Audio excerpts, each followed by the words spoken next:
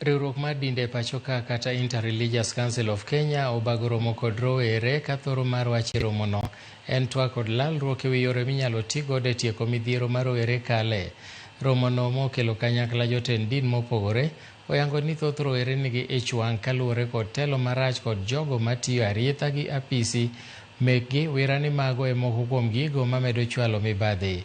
Kaluwore gi jakom mar Inter-Religious Council Wilbard Lago, piny owacho nyaka koro many yore mag twak gi rowere kod kete tim singo magisebedo ka gichiwo n'oganda jo Kenya kaka ranyisi mar telo makare kod kelo lokruok e pachoka. What comes very clearly is that they are fed up with hypocritical leaders. Whether they are politicians, whether they are religious leaders, whether they are community leaders, they want leaders that, walk the talk. And that is why my call to the government is that we don't need more conversation. Kenya is full of conversations that have taken place, recommendations made, but they are not implemented.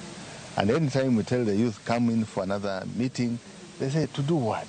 You are wasting resources, which will be supporting one young person or two to get some skills. So I think the time for talking is gone. This is the time for action.